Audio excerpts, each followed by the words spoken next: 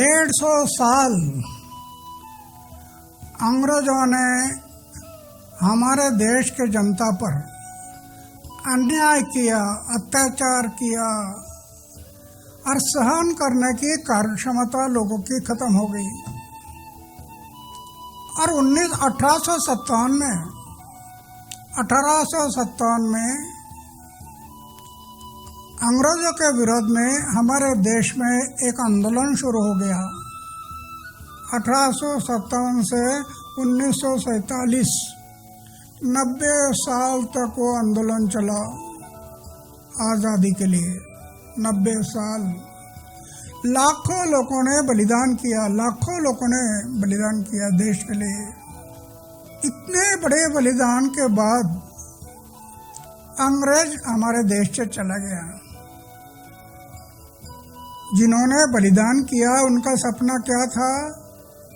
हमारे देश से अंग्रेज को निकालना और हमारे देश में लोकतंत्र लाना। लोकतंत्र जो लोगों ने लोक सहभाग से चला हुआ तंत्र, वो लोकतंत्र लाना।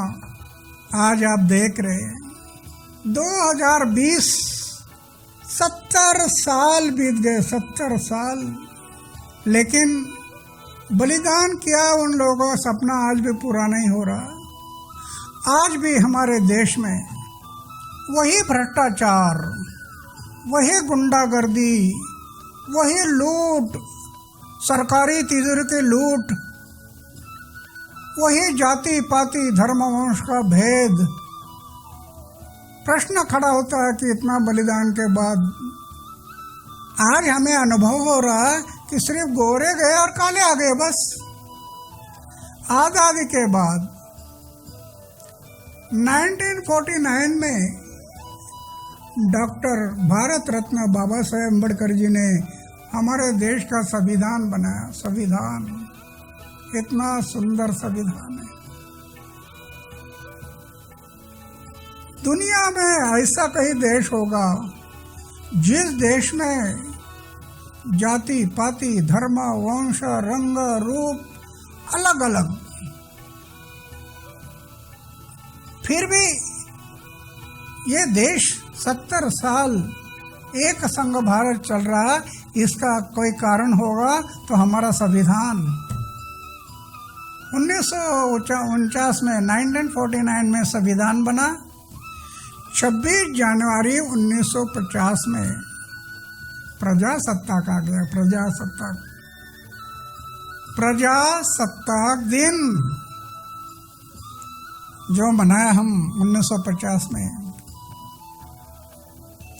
आज भी वो हर साल प्रजासत्ताक दिन मना रहे। कहाँ? स्कूल के ग्राउंड में, सरकारी दफ्तर में। जिस दिन प्रजासत्ताक आ गया, जनता देश की मालिक हो गई, सरकारी तिजोरी जनता की हो गई। जिस दिन प्रजासत्ताक आ गया उस दिन ये पक्ष और पार्टियां बर्खास्त होनी चाहिए थी। क्यों? हमारा संविधान जो बना है उस संविधान के परिच्छेद 84 ख और ग में लिखा है, भारत में रहने वाली कोई भी व्यक्ति भारत में रहने वाली कोई भी व्यक्ति जिसकी उम्र 25 साल की हो गई है, ऐसे व्यक्ति लोकसभा का चुनाव लड़ सकते हैं। ऐसे लिखा है संविधान में। संविधान के 84 ख और ग। और भारत में रहने वाले कोई भी व्यक्ति जिसकी उम्र 30 साल हो गई, ऐसे व्यक्ति राज्यसभा का चुनाव लड़ सकते हैं। ऐसा संविधान में लिखा है।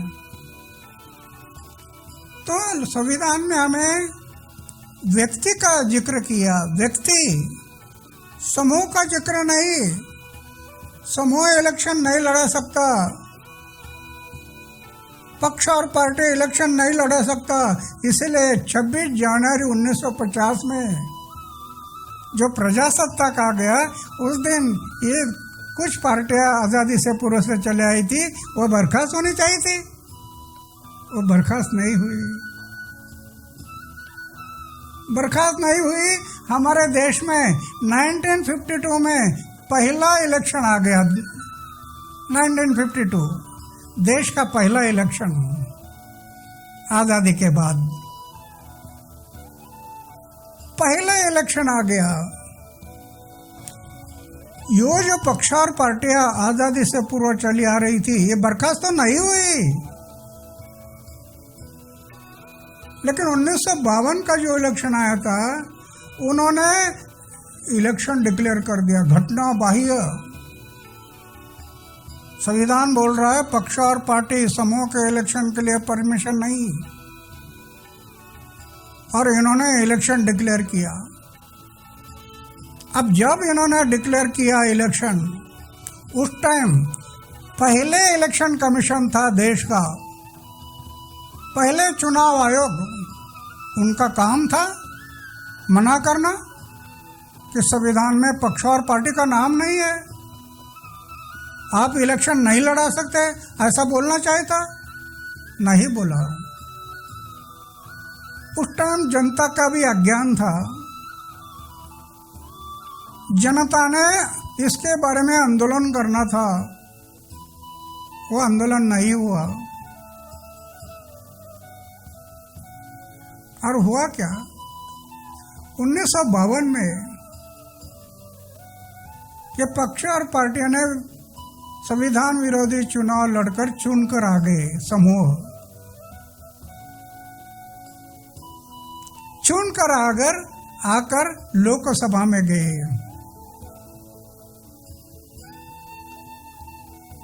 लोकसभा में जब गए, हमारा संविधान क्या कर रहा है, लोकसभा, और ये पक्ष और पार्टी के लोग चुन कर गए। तो हुआ क्या, वो लोगों की सभा ना रहते हुए पक्ष और पार्टी की सभा बन गई।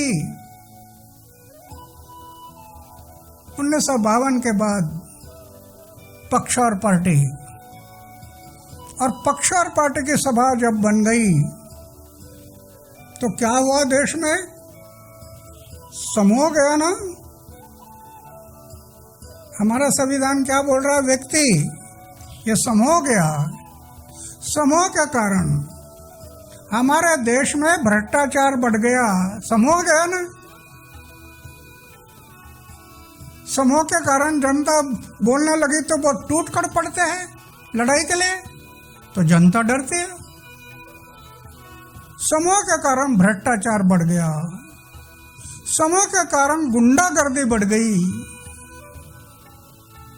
ये पक्ष और पार्टी के समूह के कारण सरकारी तिजोरी की लूट बढ़ गई। सरकारी तिजोरी जनता की तिजोरी है, उसकी लूट बढ़ गई। आपने सुना है 2G सेक्टम घोटाला, कोयला घोटाला, व्यापम घोटाला, ये करोड़ों रुपए के घोटाले हो गए। किस कारण हो गए, समूह।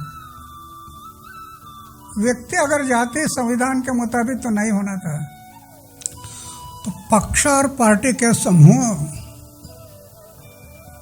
लोकसभा में गए, राज्य में विधानसभा में गए,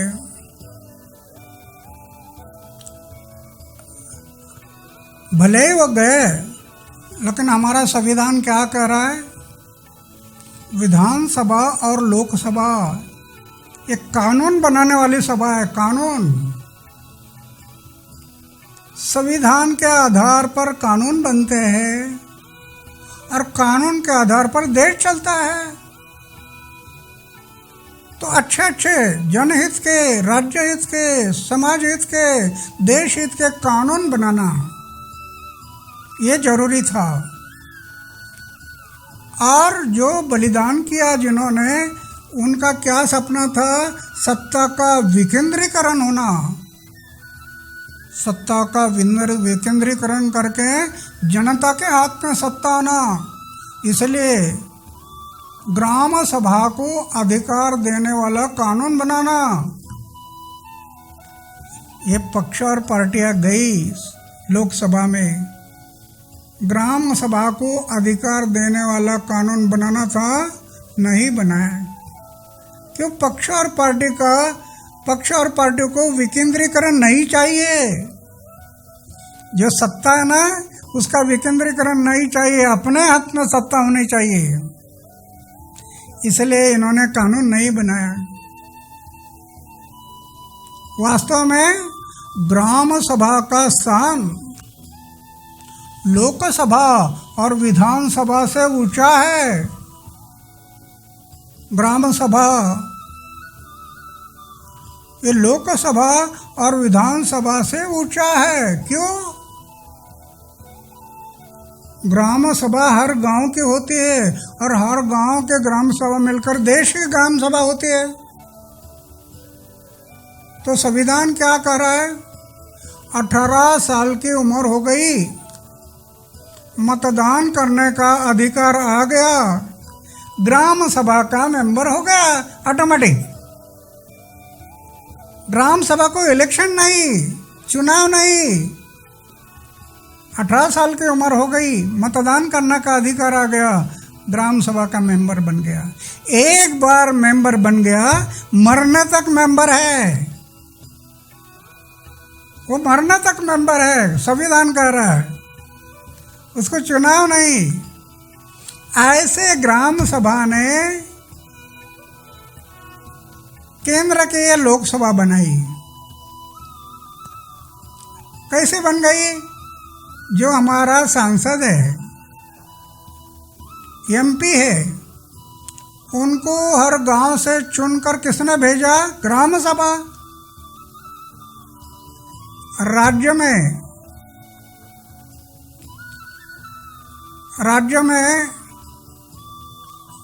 विधायक है, विधायक, एमएलए, आमदार, उनको चुनकर किसने भेजा? ग्राम सभा।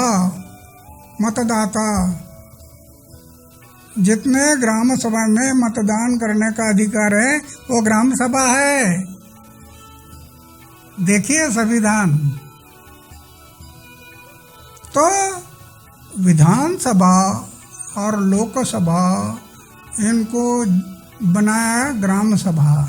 इसलिए लोकसभा और विधानसभा से ग्राम सभा का स्थान बहुत ऊंचा है, बहुत ऊंचा है, क्योंकि ग्राम सभा ने इनको बनाया है। और एक बार नहीं, हर 5 साल लोकसभा और विधानसभा को ये ग्राम सभा बदलते रहती है, खुद नहीं बदलती, इनको बदलते रहती है। ऐसे इसका स्थान है। तो इन्होंने ग्राम सभा को अधिकार देने वाला कानून बनाना था, वो नहीं बनाया। ग्राम सभा को अधिकार देने वाला जो कानून है,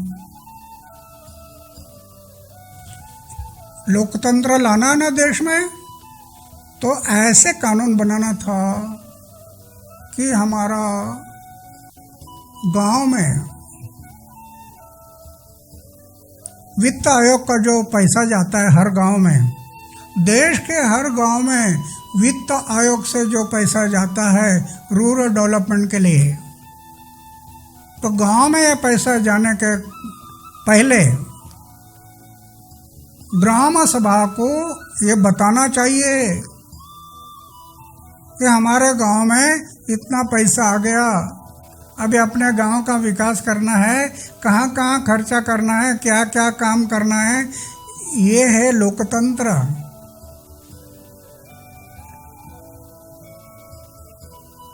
जितने भी योजना चलती है अलग अलग विभाग की, सरकारी विभाग की जितने भी योजना चलती है, वो सब योजना के प्रतिनिधि, योजना के प्रमुख, उन्होंने गांव में आकर ग्राम सभा लेकर उनको बताना था कि हमारा विभाग इस गांव में ये काम करेगा, इसके लिए इतना पैसा खर्चा होगा। ये है लोकतंत्र। ऐसे कानून बनाना था, ग्राम सभा को ज़्यादा अधिकार, तब लोकतंत्र आना था। लेकिन ऐसे कानून नहीं बनाया क्योंकि पक्ष और पार्टी को ऐसे कानून नहीं चाहिए, पारदर्शिता नहीं चाहिए। जनता के तिजोरी में अधिक पारदर्शिता नहीं होनी चाहिए। अगर पारदर्शिता आ गई तो खाने के लिए क्या होगा। इसलिए पक्ष और पार्टी ने ये ग्राम सभा को कानून बनाने का, सत्ता का विकेंद्रीकरण करके ग्राम सभा को जो कानून बनाना था वो नहीं बनाया। तो जो सरकारी तिजोरी जनता की तिजोरी है, उनमें जो पैसा आता है उनमें पारदर्शिता होना जरूरी था, क्योंकि वह जनता का पैसा है। अभी मैंने ये पेन खरीदी कर लिया, इसका टैक्स दिया ना, टैक्स दिया गवर्नमेंट को। घर में हम बर्तन लेते हैं, जो भी चीज़ लेते हैं हर एक चीज़ का टैक्स भरते हैं। वो टैक्स का पैसा सरकारी तिजोरी में जाता है, वो किसका पैसा है? जनता का पैसा है। तो उसमें पारदर्शक होने चाहिए। ऐसे कानून बनाना जरूरी था। ये पक्ष और पार्टी के सरकार ने ऐसे कानून नहीं बनाया। दूसरा,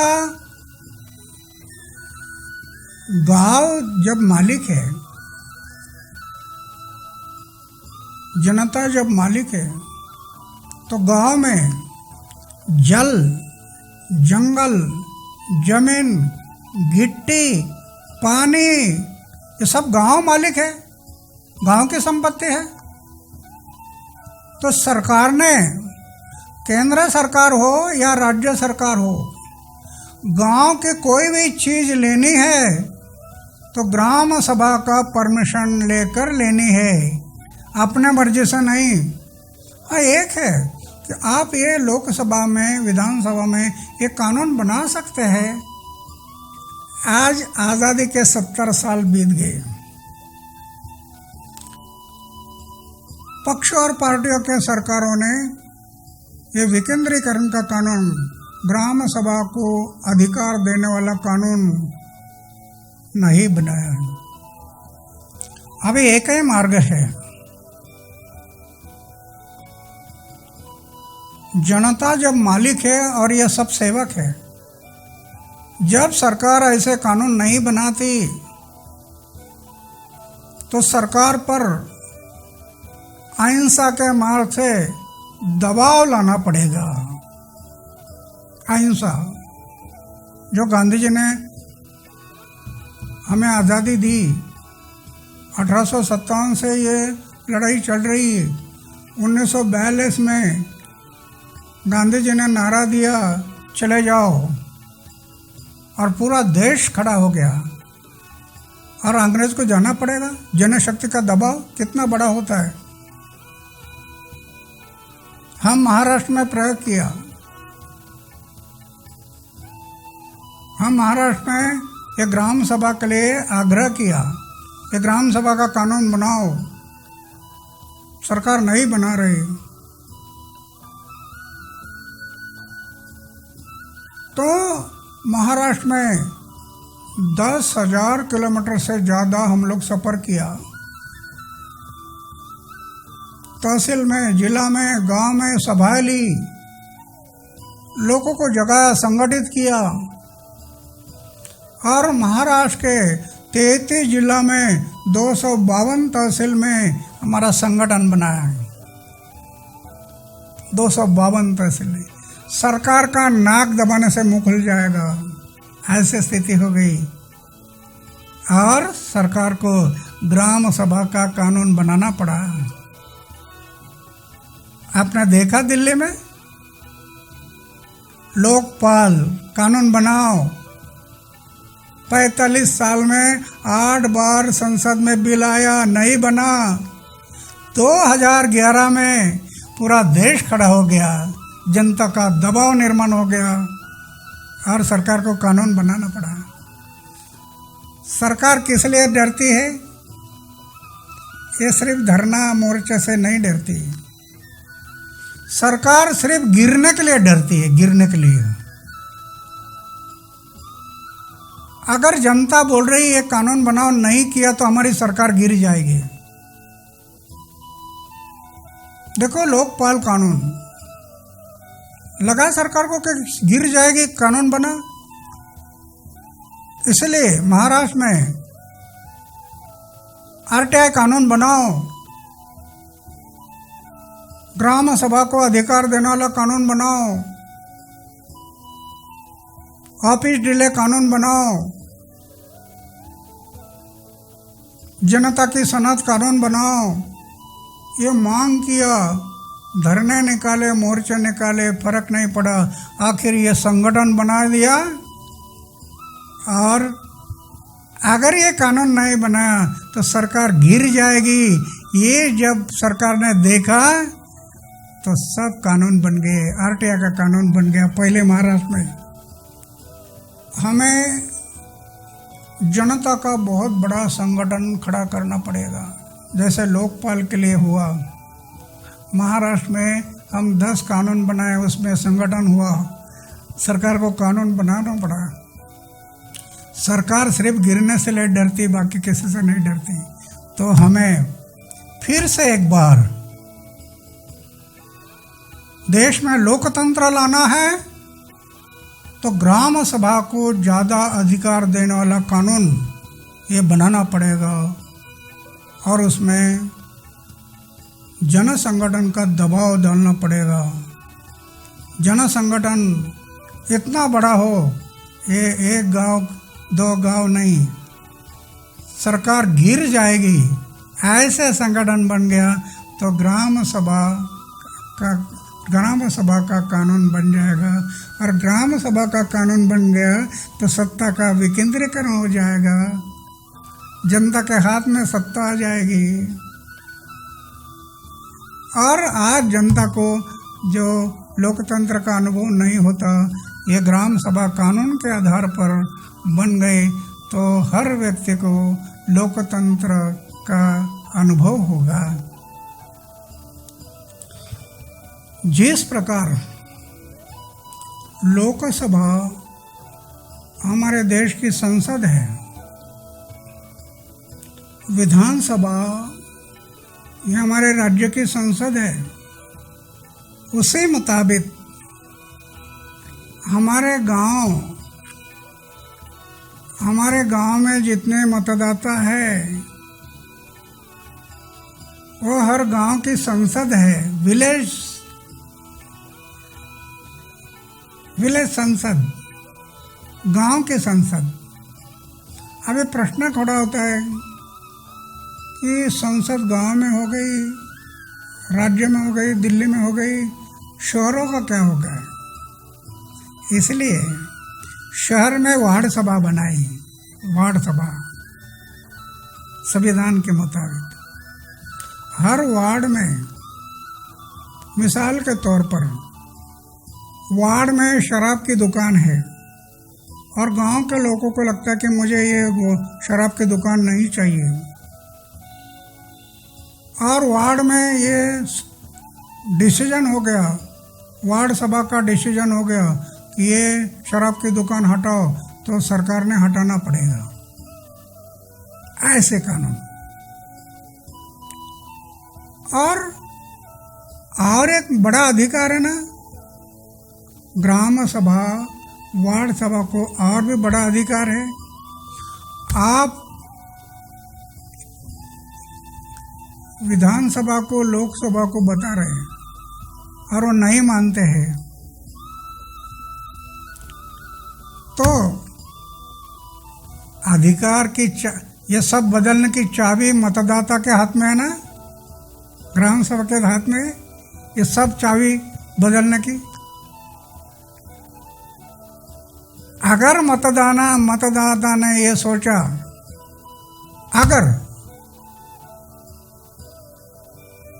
लोकसभा विधानसभा जनता बोल रही है उसके मुताबिक ये कानून नहीं बनाते हैं, तो मैं भारत माँ की कसम लेकर प्रतिज्ञा करता हूं कि मैं ऐसे पक्ष और पार्टी के जो प्रतिनिधि है उनको मैं वोट नहीं दूंगा। किसको दूंगा? संविधान के मुताबिक, पक्ष और पार्टी विरहित जो व्यक्ति होगा उसी को मत दूंगा। ये भी एक हथियार है, चाबी है, लेकिन जनता चाबी लगाना भूल गई है। तो लोकसभा, विधानसभा, ग्राम सभा और शहरों के लिए है वार्ड सभा। वार्ड सभा वह सिर्फ सीमित है शहर के लिए। ग्राम सभा का संबंध देश के साथ है, ग्राम सभा का संबंध लोकसभा से है, ग्राम सभा का संबंध विधानसभा से है। इतनी बड़ी क्योंकि ये इनको जन्म देने वाली ग्राम सभा है ना, इनको बनाने वाली ग्राम सभा है ना, इसलिए ग्राम सभा का स्थान बहुत ऊंचा है। लेकिन फिर भी जैसे ग्राम सभा ऐसे वार्ड सभा को भी संविधान महत्व दिया है। और देश की जनता जाग जाए, लोकपाल जैसी अगर देश की जनता जाग जाए तो देश में ये कानून आ जाएगा, सत्ता का विकेंद्रीकरण होगा, जनता की तिजोरी जो है सरकारी तिजोरी ये जनता की है, उसमें पारदर्शिता आ जाएगी, जनता को अधिक अधिकार मिलेंगे और सही लोकतंत्र आ जाएगा। इसलिए हमें ग्राम सभा को ज़्यादा अधिकार देने वाला कानून बनाना बहुत जरूरी है। धन्यवाद। जय हिंद।